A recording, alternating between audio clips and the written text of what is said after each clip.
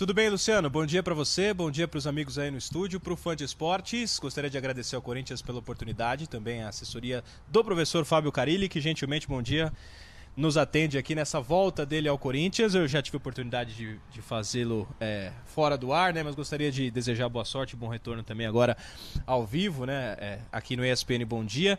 A gente conversava aqui, né, Carilli, fora do ar. Tá animado? Tá otimista? Me parece que com os reforços, com as contratações... Tá encaminhando aí para um bom ano de 2019. Mais uma vez agradeço pela participação. Bom dia. Bom dia, Ortega. Bom dia, amigos da ESPN. Sim, bastante animado. Com pouco tempo de trabalho, pegamos um adversário muito difícil, um adversário que joga para frente, que é o Santos, e é característica do seu técnico também, o Sampaoli.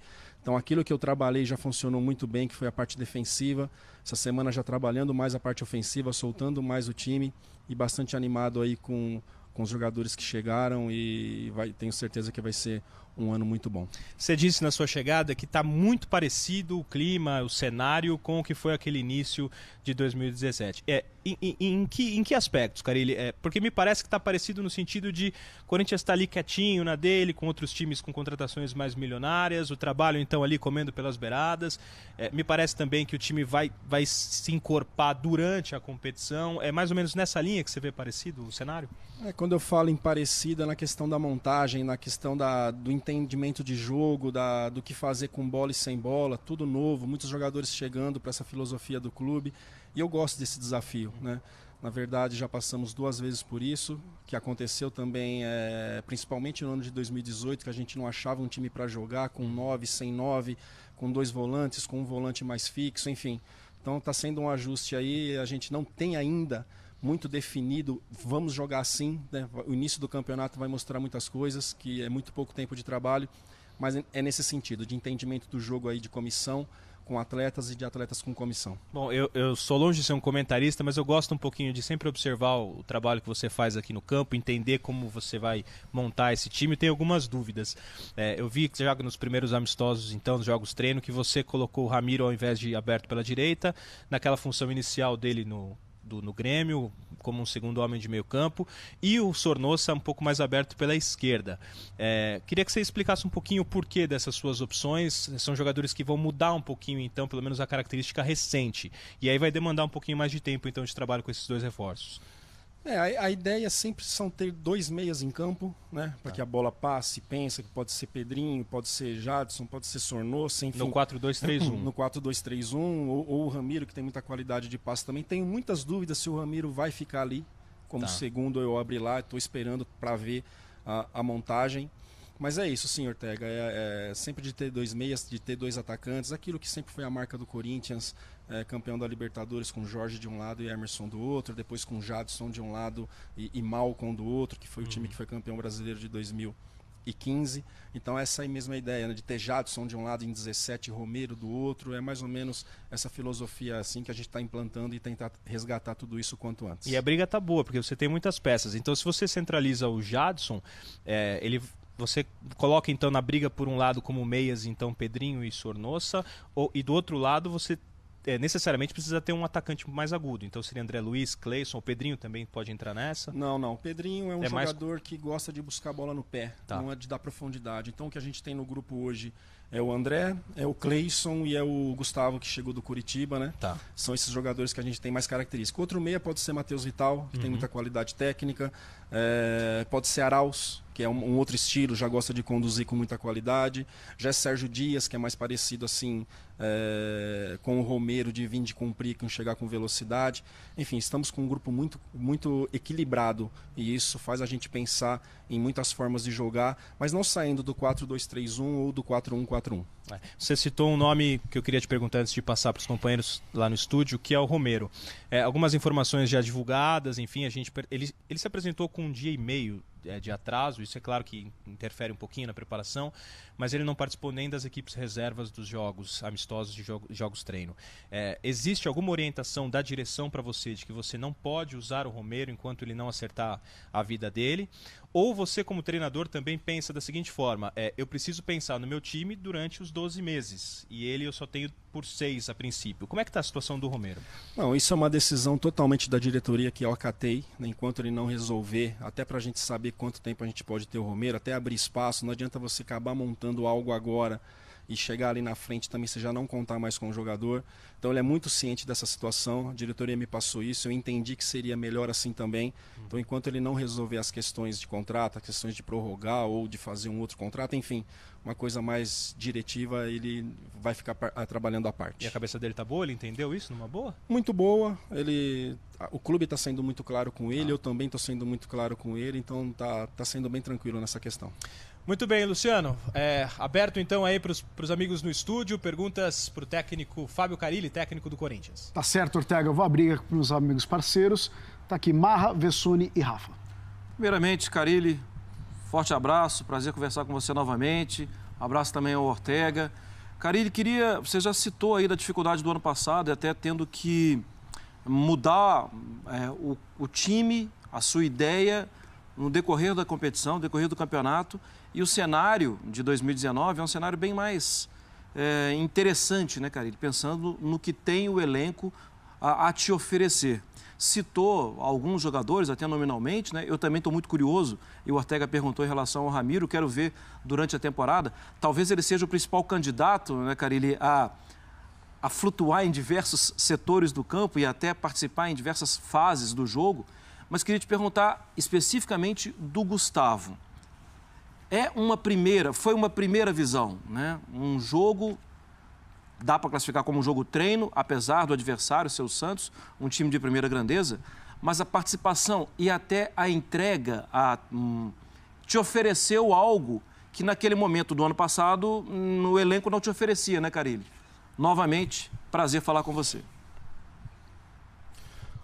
Mário Marra, prazer é todo meu, respeito muito o seu trabalho, tá? Em relação ao Gustavo, ele chegou aqui em 2016 com um peso muito grande de ter que resolver todos os problemas de um camisa 9 e eu acredito que ali não era o momento ainda, saindo de um Criciúma e pegando a camisa do Corinthians, enfim. Tô surpreso o quanto ele evoluiu tecnicamente, tá? E taticamente também, tô surpreso, eu tive essa conversa com ele. Fiz questão de perguntar para ele quem foram os profissionais que ajudaram ele nesse período que ele ficou fora. E ele citou 2 nomes, eu quero ter a oportunidade de falar aqui, que é o Hélio dos Anjos e o Rogério Ceni no Fortaleza, né, que ajudou ele. Ele faz questão de falar o nome desses 2 profissionais. Então aqui, ao vivo, eu quero parabenizar sim e dizer o quanto evoluiu de 2016 para cá o Gustavo. É um jogador de força, é um jogador que a bola precisa chegar na área, que ele finaliza, ele ataca a bola tanto por baixo como por cima, mas o que mais chamou a atenção é essa questão de vir, de fazer o trabalho de pivô, de jogar para trás, que muitas vezes naquela ansiedade em 16 dele ter que fazer o gol por ser o 9, ele acabava atropelando assim as fases dos jogos, né? E sempre chutando de fora da área, sem ter que chutar, enfim. Então ele melhorou muito nessa questão de conjunto, nessa questão coletiva, né? E foram esses 2 profissionais que ajudaram ele a evoluir bastante. Então a mudança de 16 para cá é muito grande. E é uma alternativa que faltou sim, principalmente no primeiro semestre de 2018. Bom dia, Carilli, Rafael falando, bom dia, Ortega. Achei bem legal, Carilli, você citar as características, até pensando nas funções dos meias pelos lados e as características diferentes que fazem o encaixe ser diferente.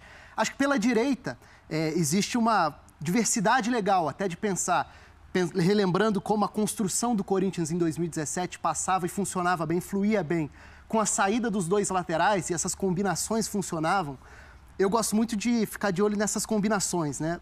Como vai se dar o mecanismo, o funcionamento em campo.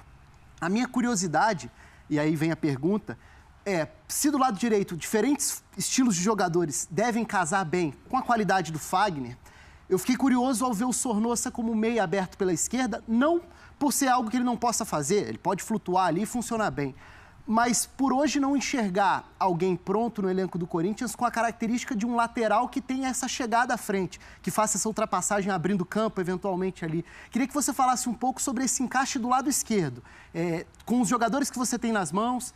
Não tem o Arana hoje, tem o Avelar tentando atingiu um bom nível, tem a garotada, o Carlos que está no sub-20, o Piton que é um jogador interessante, mas se machucou na copinha. Queria que você falasse sobre esse encaixe do lado esquerdo de funções. Rafael, bom dia. Só para terminar, desculpa, Marra, que eu acabei não respondendo a respeito do Ramiro. É claro que ele vai ter liberdade para andar dentro de um setor. Eu dificilmente gosto de ficar mudando muito a função do jogador. Eu só não defini ainda se ele vai ficar como segundo ou aberto, mas quando eu definir isso, dificilmente eu vou mudar. Até para que os jogadores tenham entendimento do que fazer e os jogadores que estiverem com a bola saber quem está aberto lá ou por dentro. Cada jogador gosta de receber a bola de um jeito, né? Então eu não gosto muito de uma hora vai jogar aqui, outra hora vai jogar lá. Eu não gosto muito de fazer isso, apesar que eu fiz muito em 2018, né? Mas eu não gosto. Em relação a isso, Rafa, assim, eu não consigo ver jogar Sornosa, Jadson e Pedrinho, né? Se eu jogar com Sornosa e Jadson, o lado direito tem que ser mais agudo, porque o Sornosa prefere jogar pela esquerda. Se eu jogar com Pedrinho e Matheus Vital, eu tenho que jogar com Gustavo Silva, né? Que é o Mosquito, que veio ali do Curitiba, que ele gosta de jogar mais pela esquerda, como o Cleison também gosta de jogar mais pela esquerda. Então esse equilíbrio eu quero achar, né? Na questão assim de ter profundidade, se eu jogar com Avelar e Sornosa, vou ter pouco pela esquerda, então eu tenho que fazer movimentação até mesmo com o Gustavo algumas vezes, né? Ou numa infiltração, penetração com o Sornosa. É esse equilíbrio que eu estou buscando, né? O Fagner tem muita qualidade de jogo, o Avelar tem muita qualidade de passe, está me mostrando isso no dia a dia, mas é claro que até pelo tamanho e o biotipo não tem a dinâmica do Fagner. Mas assim, é o nosso desafio buscar esse equilíbrio para que todos os setores dentro da sua característica possa envolver, possa ser forte, tanto na questão com bola e sem bola. Vou passar para o Vessone. Vessone. Fábio, bom dia. É o Vessone que está falando. Eu queria duas perguntinhas rápidas. Eu queria que você falasse um pouquinho da Copinha, do que você está achando dos meninos. Sua ideia é dar chance ali para 2, 3, 4 jogadores. O que você pensa um pouco sobre isso? E em relação ao centroavante, os seus 3, eles têm a característica meio de 9-9, né? O Roger, o Gustavo e o Bozelli. O que isso te facilita no sentido de que eu preciso arrumar os outros 10, mas eu sei que minha referência eu votei, aí eu me viro ali para arrumar as outras peças, sempre sabendo que tem uma referência, ou era melhor ter um cara de mais mobilidade junto no elenco para te dar uma outra opção? Te ajuda o fato de os 3 serem muito parecidos e você só precisar cuidar dos 10? Ou seria melhor ter mais uma opção ali de um centroavante mais móvel para te dar uma outra oportunidade de jogo? Bom dia aí, viu? Bom dia, Vessone, muito bom falar com você. Essa questão, eu gosto de jogar com pivô, eu ainda não consigo ver o futebol sem um 9. Aí muitas vezes não dá certo, que nem aconteceu ano passado, você acaba mudando pela situação e pelo momento. A questão aí de ter muitos jogadores no setor, eu vou trazer de um outro setor para te mostrar o que eu passei para a diretoria, né? Para a gente ter paciência na questão de negociar jogadores. O Cruzeiro ele tem 4 atacantes: Fred, Sassá, Raniel e Barcos, né? O Grêmio também tem. E nós fomos para um jogo agora contra o Santos, onde dos 4 primeiros volantes do elenco, a gente só tinha um, né? Que é Ralf sentiu uma dorzinha na perna, ficou fora, René tá voltando, o Gabriel tá voltando, e só fiquei com o Richard para fazer a função. Então, muitas vezes você tira um 9, dos 3 que nós temos hoje, mas no começo da competição machuca um outro e você fica com um só. E o futebol é contato e corre esse risco. E vai ser um ano aí que a gente pode chegar a 80 jogos na temporada. Então esse revezamento ele vai fazer parte também. Então você ter jogadores nesse momento, até tomar as definições, principalmente da questão da lista do Campeonato Paulista, a gente tem que ter muita tranquilidade para depois direcionar. Na pergunta que você pergunta sobre a base, a gente tem um problema muito sério, né? Que eu acho que nós técnicos e diretores dos clubes têm que levar isso até a federação para a gente ver de uma outra forma. 2 jogadores que vêm se destacando aqui, que é o Janderson e o Caetano, eles não podem entrar na lista B, porque não tem um ano de clube e você então fica amarrado nessa questão. Acho que teria que ser revisto. O caso do Janderson, o clube pensa em comprar e fazer um planejamento a longo prazo e você não pode usar no Campeonato Paulista, você teria que colocar na A. E para você colocar na A, você teria que tirar jogadores que chegaram e que foram contratados.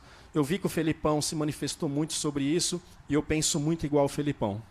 Tá certo. Carille, eu vou pedir licença só para você ouvir, porque é claro que não sei se você tem a imagem aí, mas tem o retorno, porque a gente vai colocar aqui uma pergunta de um fã de esportes que mandou o vídeo pra gente através do WhatsApp. Claro, fã de esportes corintiano. Bota na tela aí.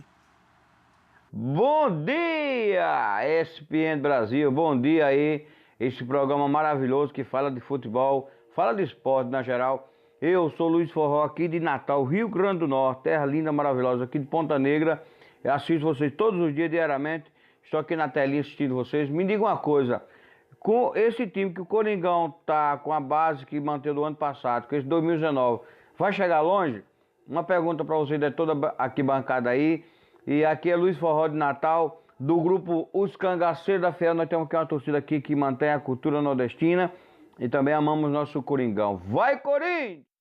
Demais, né? Sempre a camiseta? Que demais. Obrigado, fã de esportes. E aí eu vou aproveitar, porque é basicamente a mesma pergunta, Carille. Vou aproveitar aqui e ler a pergunta do João Castilho, que mandou a gente pelo Twitter, que é basicamente isso. Carille, como você compara esse time do time de 2017, ser mais forte, como ser mais qualificado? Abraços, meu ídolo. Ele coloca a hashtag aqui, Pepe Carille, comparando o senhor Fábio Carille com o Pepe Guardiola. Um abraço, mandando um abraço para você aqui.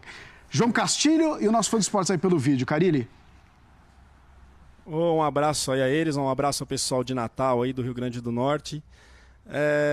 Na verdade, falar de 2017 hoje acaba sendo muito fácil, mas eu acho que a desconfiança do elenco naquele período ali no início era muito mais do que agora, né, do Balbuena, que não tinha feito um ano legal 16, da forma que o Jô chegou, enfim, tudo aquilo que nós já falamos bastante, né, então é difícil comparar do jeito que terminou.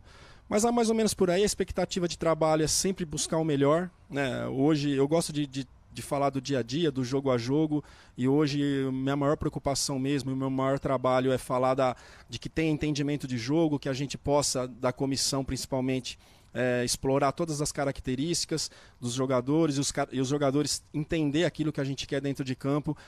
Acho que isso é a próxima etapa. Mas a busca sempre é para estar lá em cima, para estar buscando títulos, que é a força, e a diretoria tem trabalhado muito para qualificar o grupo, para que a gente sempre esteja na parte de cima.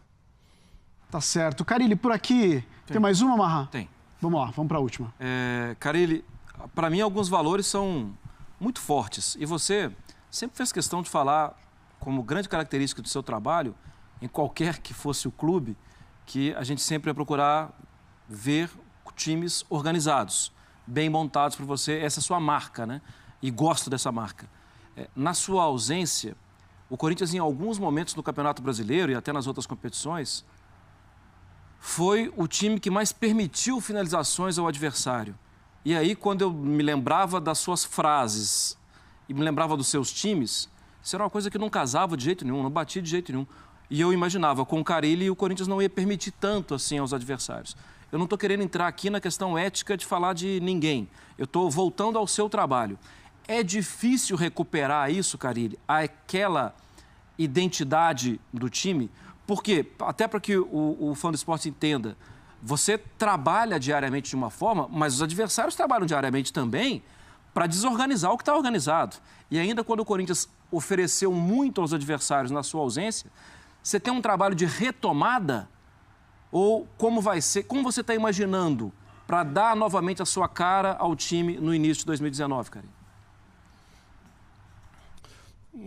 Mário, é isso mesmo, é uma retomada.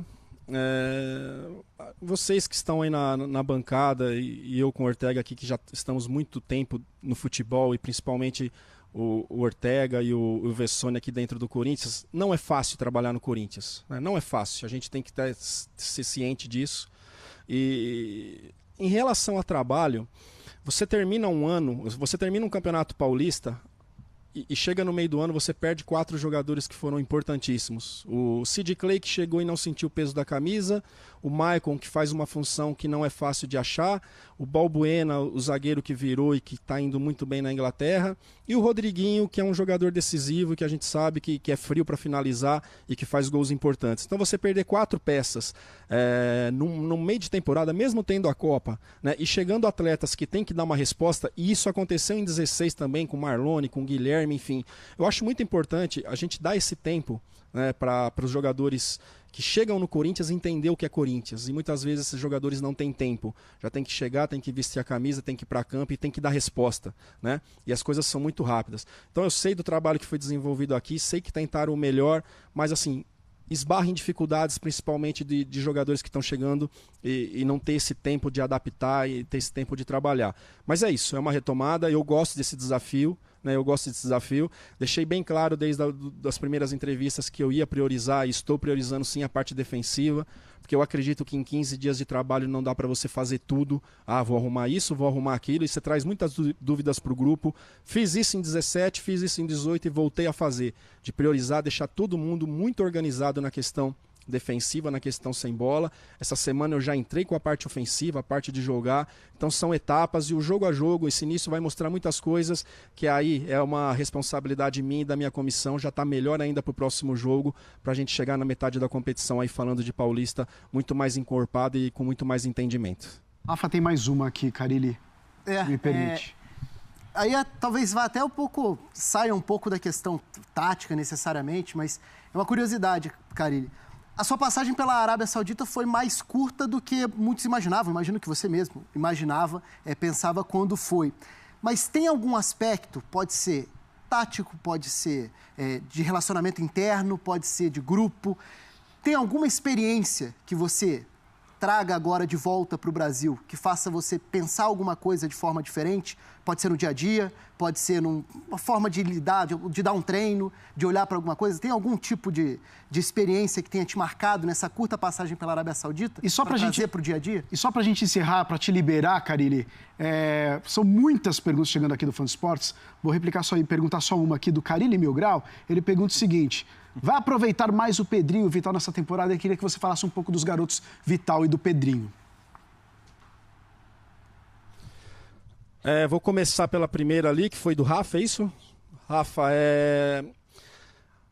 só tenho uma queixa para falar de lá, né? Fui contratado pelo ministro do país, tudo funcionou muito bem, parte financeira recebemos muito certo, o campeonato muito qualificado.